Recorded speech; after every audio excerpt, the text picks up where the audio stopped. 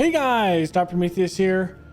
Gonna go over my thoughts video on Final Fantasy 16. I always forget it's backwards. Yeah. So I just finished the playthrough. I was gonna let it stew for a little bit, but I'm gonna kind of jump right into this. We'll have the first 5-10 minutes or so the first 5 minutes or so will be non-spoiler, and then I kind of put my hand up from there to give you guys a little bit of time to kind of stop, move on with the video if you don't want spoilers, and then I kind of go through some of the story spoilers at it. So I like the mechanics of the game. Kind of new with this one. I had a lot of fun with following the story with one character going through. That's something new that Final Fantasy doesn't typically have. All the other Final Fantasy games, you're kind of in a party, and it's kind of from the perspective of the party, or at least the party lead, and you kind of know who the party lead is from there. But you have a party that you're kind of also controlling. In this one, think of more of Final Fantasy VII Remake, where a lot of the mechanics are real-time battle mechanics, which I really enjoyed. Flipping between the icons, things like that, having those abilities. It does get a little easy when you're fighting mobs, things like that, after a while, because you're so overpowered with some of those abilities. They recharge so fast, and that while I would like more like a difficult mob that you're normally fighting, there's so many mobs in the world that if you did that, it would be kind of weird. So level cap is 50 on that, so it wasn't too difficult to get up to 50 with that. But I did like the mechanics and the abilities, kind of magic or whatever you want to call them. Those abilities were pretty cool, and I really liked moving around. I think this is the system that when they end up making a Final Fantasy 17 in like 2030, or probably 2030 at this point, that's what I want. I want a continuation of this like active battle system. It's the same thing it's going to be in that was taken over from Final Fantasy VII Remake. It's a lot more fluid, a lot more movement, and it's just, I thought it was a lot better along the ways with some dodging, things like that. Not as gamey as some dodging, but not as like hardcore realism as other ones that you would see in other games. So I did enjoy that. The world, I thought the world was pretty good. Just the movement between the maps, it's more so like open sandbox of the certain like continent areas that you kind of move around in during times. So there's that, or the nations. And I thought that was pretty good when you're moving from world map to the next one. Like if you want to go quickly or in the course of the storyline to kind of show your pathing through it. But realistically, you can pop in one of those and the entire continent is like a sandbox, which or that entire country wise is a sandbox, which is really, really cool in that. So it gave you the feeling that there was a sandbox, but it didn't make it feel like you were so open world that you could get lost immediately over the fact that one side of the map is one and the other is the completely different kingdom.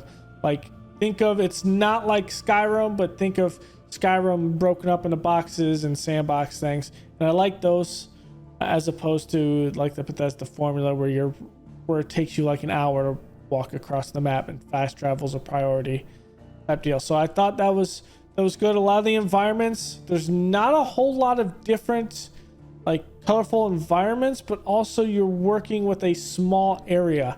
The world kind of hints that you're on an island with about 4, or technically at this point, yeah, 4 kingdoms. Various political turmoil going between the 4 of them, where you have a 5th pop up and technically a 6th in the lore before you actually start the game. Those actually exist in there. They're not big, but they're places you end up going in the storyline. And I thought the variation wasn't a whole lot, but I understand why, because it would be like having a game that is set in like one state in the US. That one state doesn't vary in a lot of different climates per se. However, they were able to put some temperate, some in desert wise. There wasn't like and there was like a volcano area which you kind of run through, but you can't go back. there's that. So there's some variety. There's some linearness to it. There is some open sandbox portions when you're doing side quests, things like that. So I felt like it had a good mix of things. Going through a lot of the storyline and things like that, go lightly.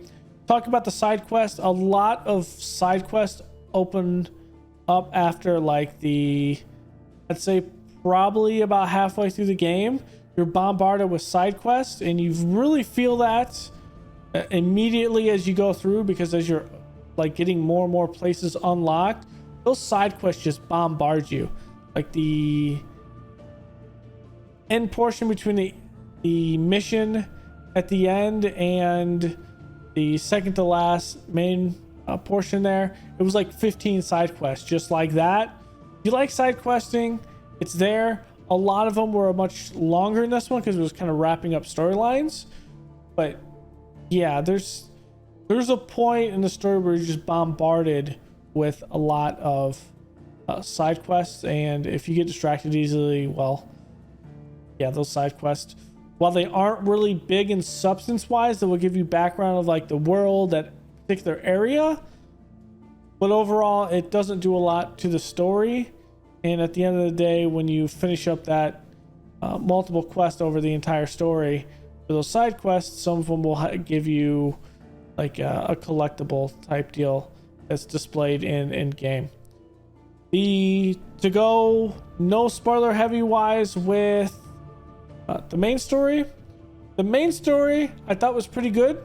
You have a couple of villains kind of mixed in there. The main villain at the end.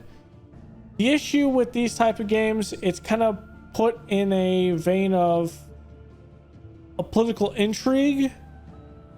And the issue with that, when you're having like a Game of Thrones type deal, is at the beginning of the game, you're going to have a bunch of characters.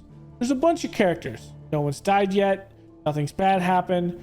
I mean, it's a mature game, so there's going to be people dying that are main character, things like that throughout the story as you go through. The issue with that is, like with most things as you play through it, as you defeat each bad guy,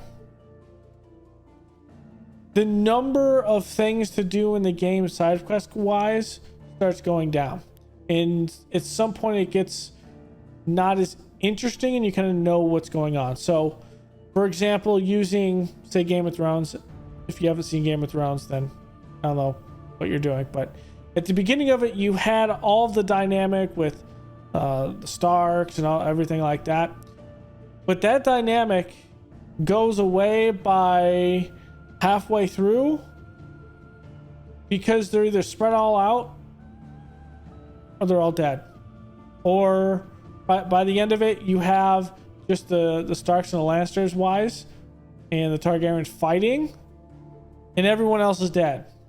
So you have an issue with that when you're doing a political intrigue while you're going through the story, that as you defeat villains, and there's numerous smaller villains with a little bit of a bigger villain. So as you have your villains down here, you have like a mid game wise, and then you have the ultimate one.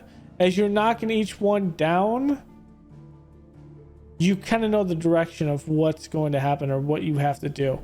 So, and there's not much that you can do. And I think that's when you get bombarded with side quests at that point, is at the beginning you don't have a lot of side quests. You're kind of going through, or your side quests are limited to like smaller areas, like in the hideout region that you end up having like resupply, where you do that stuff.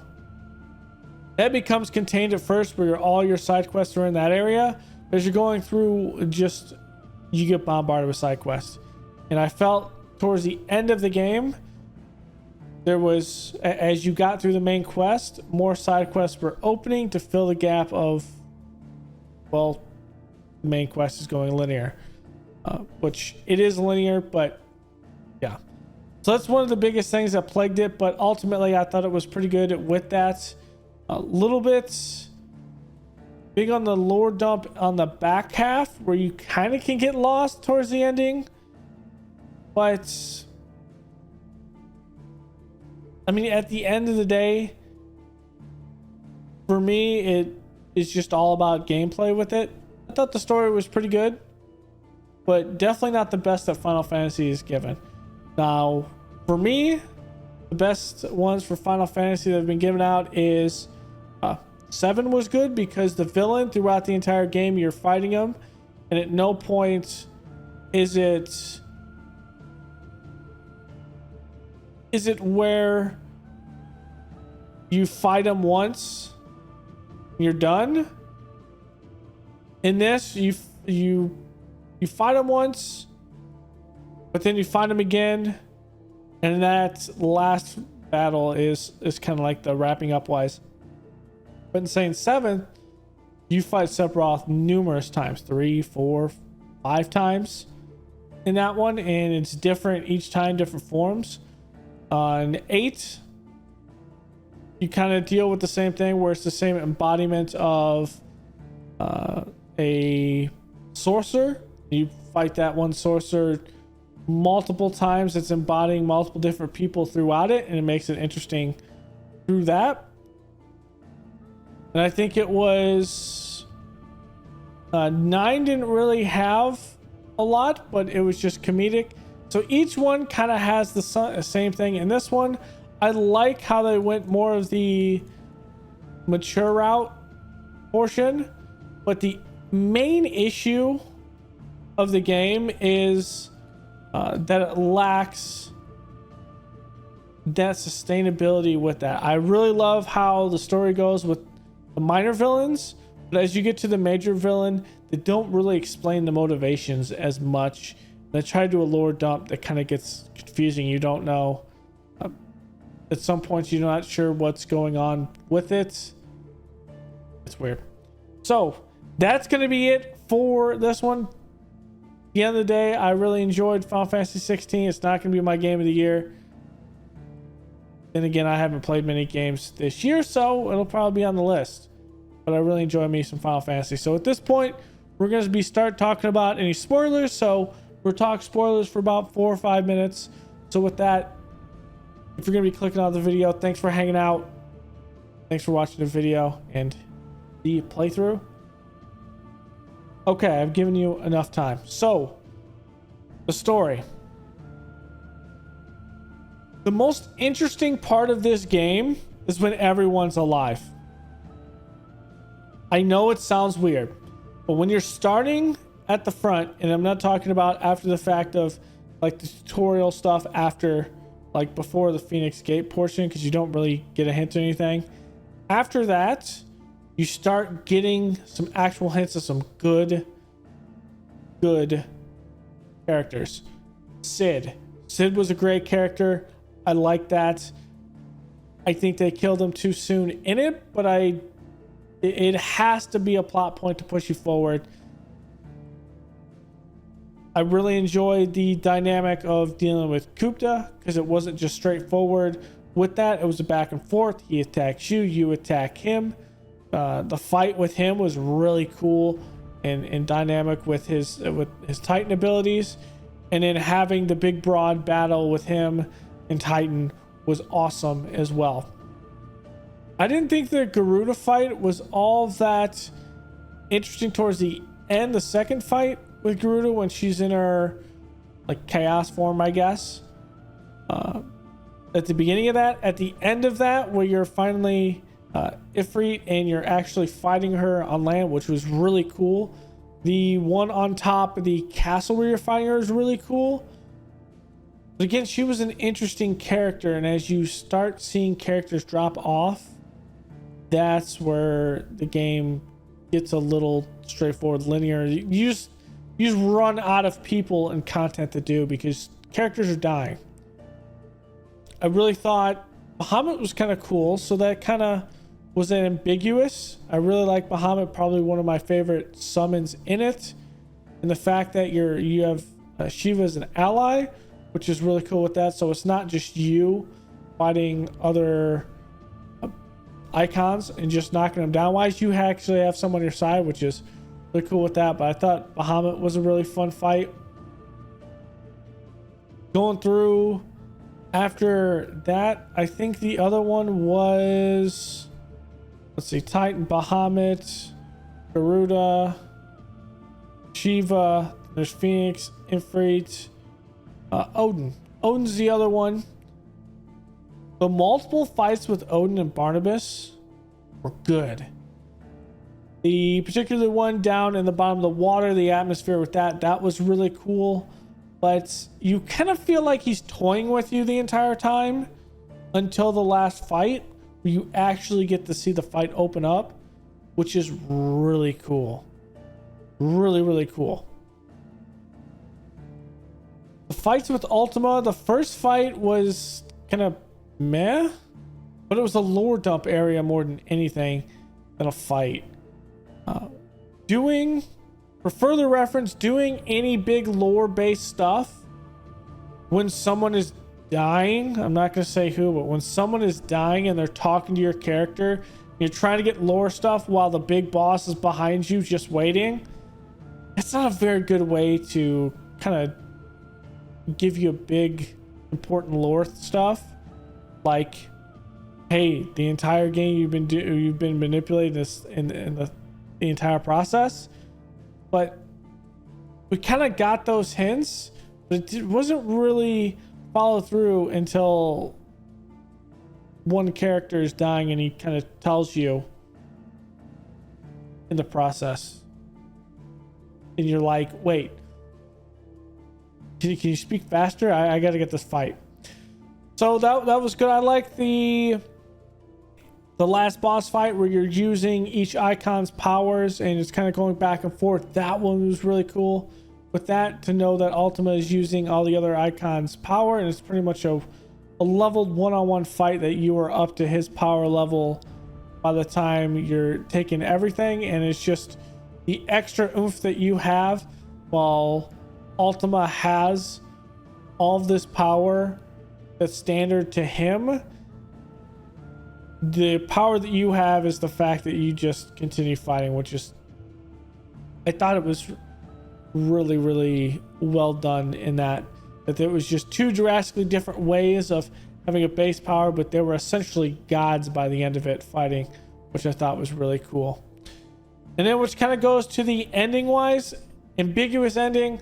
I have no idea if they're going to do DLC, but very open, ambiguous ending. Some people is not going to like it. Some people are going to come up with some theories of this, like the entire game was just a book. Who knows at this point? And I think it's going to come to the point where there either DLC has to come out to say it either is or it isn't, or who lives and who dies at the end. Who knows? There has to be something if they do DLC with that. Or later on the line, Square just says, hey, this is the ending. This is what happened. It's not ambiguous. I kind of got vibes in a way